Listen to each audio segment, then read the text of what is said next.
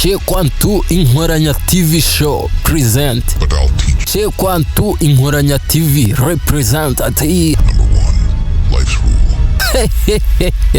It took me 10 years. Yeah, nuko dutangiye. It took me 10 years to learn this. Byantwaye imyaka 10 yo kwiga ibi bintu ngiye kukubwira, ariko wowe urabyiga mu minota itarenze 2. N'amagambo dutangiranye. Hey. Number one, life's rule.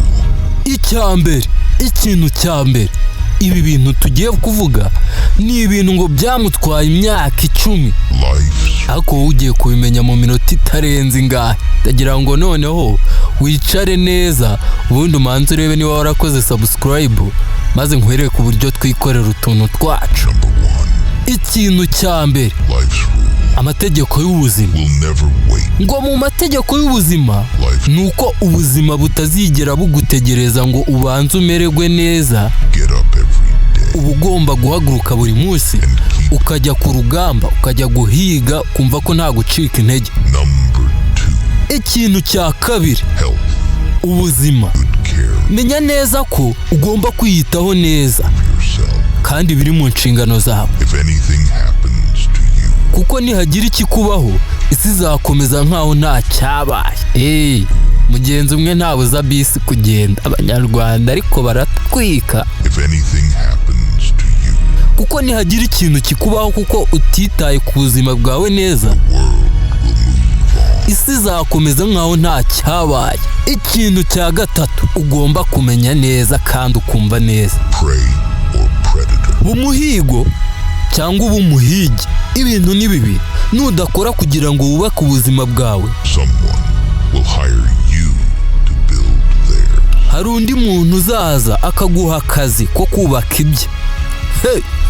Umva, nudakora kugira ngo wubake ubuzima bwawe, hari umuntu uzaza guha akazi akwangaje nk'umukozi umwubakira ubuzima bwe. Bityo rero niyo mpamvu batubwiye ngo Prey umuhigo or predator. cyangwa ube umuhigi.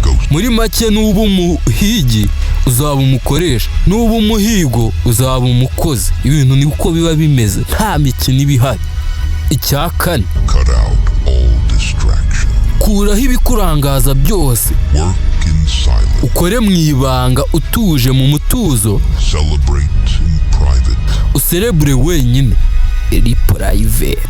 Celebrate in private. Kora mu mutuzo kandi userebure ucecetse. Abantu byarabananiye muri iyi minsi, ngo udatwitse ngo ushyire stati na story na hehe ngo babone ko iwawe hahiye.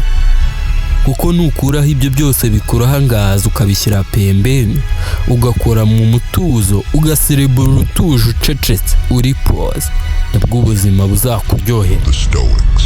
Icya gatanu, iri jambo riva kuri stoicism. The Stoics. Iyi topic tuzayigarura tuyigeho ya stoicism.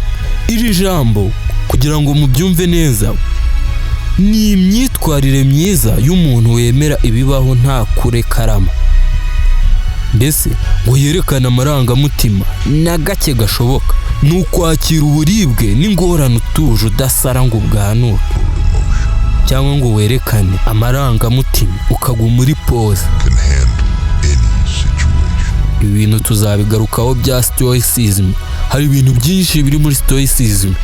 Niba ushaka kubaho uri pause, A calm mind. ibintu byose ubyakira mu mutuzo, udasara, mbega ibintu byose ukabibona ari nk'ibisanzwe kandi udashyizemo amarangamutima. Iyi topic tuzayigarura tuyigeho ya stoicism. Become